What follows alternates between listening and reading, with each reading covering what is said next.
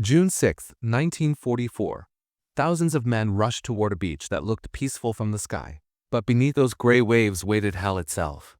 They called it Omaha, and among the chaos, amid fire, blood, and smoke, there was one man who didn't carry a weapon. Yet he became the most feared, most whispered name on that shore. The Germans called him the ghost of Omaha Beach. This is his story. The boats dropped their ramps, and the first wave of Americans stepped into the water. It was chest deep, cold as death. The machine guns from the cliffs tore through the air like thunder. Men fell before they even touched the sand. Corporal Samuel Carter, a combat medic, pressed his helmet down and whispered to himself, "Lord, don't let me die before I can save someone." He wasn't supposed to be on the front line. Medics weren't. But when the ramp opened, he saw bodies falling, and he ran forward anyway. The sound was deafening, a wall of gunfire and the screams of men drowning in their own fear. Samuel crawled through the surf, dragging a wounded soldier behind a piece of steel wreckage, blood mixed with seawater, turning everything red. "You'll be all right, son," he said, pressing a bandage against the man's chest. "Stay with me." But the soldier didn't move. Samuel's hand trembled. His gloves were soaked. Then another voice yelled from the surf, "Medic! Medic over here!" He turned. Another man was hit, screaming. Samuel dropped his fear right there and ran, bullets snapping inches from his head. He didn't carry a gun, only a small red cross on his helmet, a symbol that was supposed to protect him. But that day, on Omaha Beach, symbols meant nothing. He reached the second man, a private with half his leg gone. The smell of burning flesh, the sound of pain. Samuel shut it all out. He tied a tourniquet, lifted the man, and carried him through the surf like a child. "Come on, hold on. Don't give up now. You're going home. You're going home." When he dropped the man near a dune, a bullet cracked through his sleeve but missed. He didn't even flinch. He turned right back toward the chaos. Hours passed like seconds. Samuel moved from one wounded man to another, crawling, dragging, patching, praying. He ignored the officers shouting to retreat. He ignored the fear. Some soldiers said later they saw him walk through smoke and gunfire, untouched, like death couldn't see him. By noon, over 70 men had been pulled to safety, many by his hands alone. But Samuel didn't count them. He didn't even stop to rest. As long as someone's screaming, "I'm not done." That's all he said. Then came the moment that would haunt him forever. Near the base of the cliff, he heard crying, soft, desperate crying. He followed the sound and found a young German soldier, maybe 17, bleeding from a wound in his neck. The boy looked up, terrified, and whispered in broken English, "Don't shoot." Samuel knelt beside him. "I'm not here to shoot you, kid." He tore a piece of cloth from his own uniform and pressed it against the wound. The German soldier's eyes widened, confused. "Why?" he whispered. Samuel didn't answer. He just kept working, because that's what he came to do, to save, not to kill. Moments later, the boy's breathing slowed. Samuel held his hand until it stopped, then closed the boy's eyes. He looked up. The beach was quiet now, smoke rising, the sea red. He couldn't tell who had won, only that too many had lost. As he walked back toward the wounded, another soldier saw him from afar. A shadowed figure walking through the smoke, carrying another man on his back. That night, rumors spread through the ranks about a medic who wouldn't die. A man who walked through hell unarmed and saved everyone he could. They didn't know his name. They just called him the ghost of Omaha Beach. Night fell over the beach. Distant gunfire faded into silence. Only waves remained. Samuel sat by the wreck of a landing craft, his uniform stiff with dried blood, most of it not his own. He hadn't eaten. He hadn't slept. His hands shook, though he didn't notice anymore. All around him, stretcher teams worked under dim lanterns, collecting the wounded that hadn't made it off the sand before dark. The ocean whispered against the shore, carrying away whatever was left of the morning's chaos. A sergeant approached him, limping. "Carter, you're still on your feet? You saved half the damn company today." Samuel looked up, eyes hollow. "Half's not enough, sir." The sergeant paused. "Get some rest. We move inland at dawn." But Samuel didn't rest. He walked down the beach, flashlight in hand, searching the sand like a ghost hunting the living. Each time he found someone still breathing, he whispered the same words, "You're not alone. I've got you." Some responded. Most didn't, but he kept moving, as if the act of searching itself was keeping him alive. By early dawn, the sky bruised purple, smoke still rising from the cliffs. Orders came through. The medics were to follow the infantry inland, to a small French village rumored to be full of snipers and traps. Samuel's heart sank. He'd seen enough blood for a lifetime in one day, but there was no room for fear now. He packed his torn bag, refilled his morphine, and followed the men across the dunes. As they entered the fields beyond Omaha, the world was strangely quiet. Burned tanks sat like skeletons among the hedgerows. Every step felt like walking on graves. Then came a sound, a single rifle shot. A soldier in front of him dropped instantly. "Sniper, get down!" someone yelled. The men dove for cover. Samuel pressed against a tree trunk, heart pounding. He looked at the fallen soldier. The bullet had struck his neck. Blood pulsed in quick, weak bursts. Samuel crawled forward despite the screams to stay back. He's still breathing. Bullets snapped through the leaves, inches from his helmet. He didn't care. He reached the man, pressed his hands against the wound, blood seeping between his fingers. "Stay with me. Stay with me." The soldier's eyes fluttered open just for a second, then closed again. Samuel froze. For the first time that day, he couldn't save someone. He felt something break inside him. When the sniper was finally taken out by return fire, Samuel just sat there, staring at his hands. "I should have been faster," he whispered. A lieutenant crouched beside him. "You can't save them all, Carter." But Samuel didn't respond.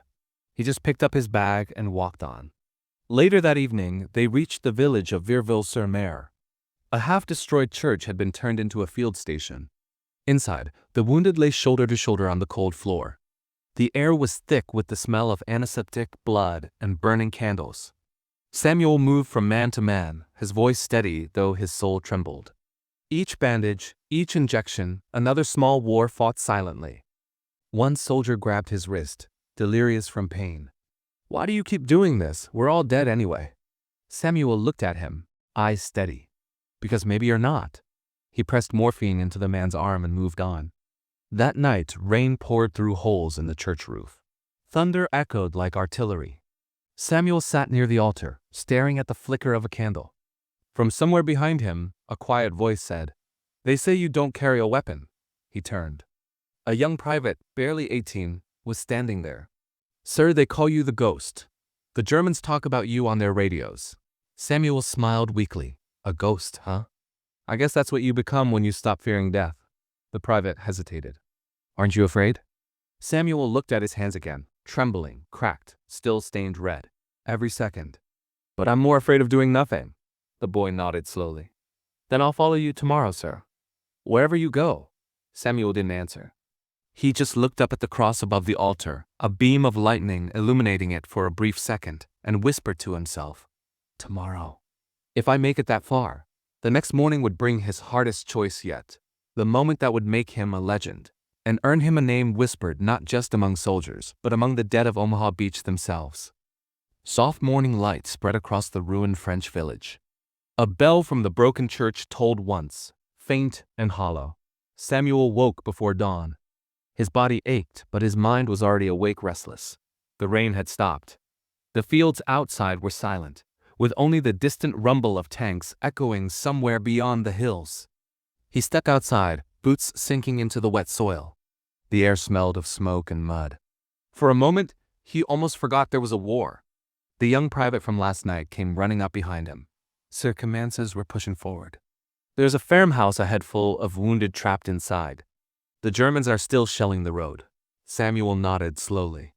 "Then that's where we go." The private hesitated. "Sir, they said it's suicide." Samuel glanced toward the horizon, gray clouds over broken fields. "Maybe, but someone's got to go, or they die alone." He tightened the strap of his medic bag and started walking. They moved fast, crouching low between craters as explosions shook the ground, throwing dirt and smoke into the air. "They're zeroing in on us," the private shouted. "Keep moving." Samuel yelled back. A shell landed nearby, a deafening blast. Samuel hit the ground hard, ears ringing. When he looked up, the private was gone. Just a helmet lying in the mud. For a moment, everything stopped. No sound, no movement. Only the slow realization that he was alone. He closed his eyes, whispered a prayer, and crawled forward through the smoke. When the shelling finally stopped, the farmhouse appeared through the mist, walls half collapsed, roof burning, screams echoing from inside. Samuel ran to the doorway, ducking as bullets cracked past. Inside were half a dozen wounded Americans pinned down. One of them, a sergeant, saw him and shouted, "Medic!" "We thought you were dead." Samuel knelt beside him. "Not yet." He moved fast, trapping, tying, injecting morphine. Every breath burned his lungs. The floor trembled with each explosion. Then came the sharp, high whistle of incoming artillery. Samuel looked up. He knew that sound too well. "Get down!" he screamed. The shell hit the courtyard. The blast tore through the front of the house. Dust and fire filled the room. When the smoke cleared, Samuel was still there, his body shielding two of the wounded from debris. He coughed, blood trickling from his ear, but kept working. "Don't stop. Don't you dare stop," he muttered to himself. He dragged the first man outside, then another, one by one, crawling through the mud as enemy fire closed in. When he went back for the last soldier, the sergeant shouted, "Carter, leave him. You'll never make it." Samuel looked back, eyes steady. "I didn't come this far to leave anyone behind." He lifted the wounded man heavy, unconscious, and began to carry him out. Each step slower than the last. Bullets tore through the air. A ricochet grazed his shoulder. Still, he kept moving.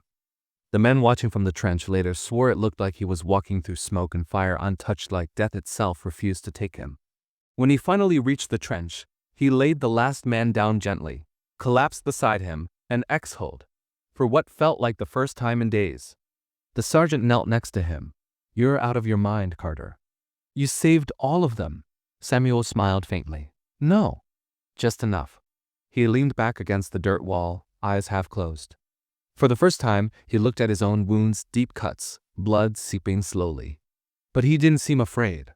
"Tell them," he whispered, struggling to breathe. "Tell them."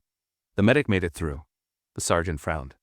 "You'll tell them yourself." Samuel tried to smile again, but the words faded into silence. His head fell back. The sound of battle dimmed. Then nothing but the wind. They buried him near the farmhouse he refused to leave. No medals, no ceremony. Just a wooden cross and a name, Samuel Carter, 1918 to 1944. But weeks later, soldiers returning to Omaha Beach began to speak of strange stories, of a man seen walking through the smoke, carrying the wounded. A medic with no weapon, no fear, appearing only when hope was gone. The locals called it superstition. The soldiers called it faith. The Germans still whispered his name over their radios. They said, "Beware the ghost of Omaha Beach." Years later, on that same beach, a veteran knelt at the shore, placing a flower on the sand. He whispered softly, "He saved 75 men, maybe more. Some lived long enough to have children, grandchildren." They say a man dies twice, once when he stops breathing, and again when his name is spoken for the last time. But on Omaha Beach, his name still echoes. The wind grew calm. Waves rolled over the sand as dawn broke across the water. Because ghosts don't die when they're made of courage.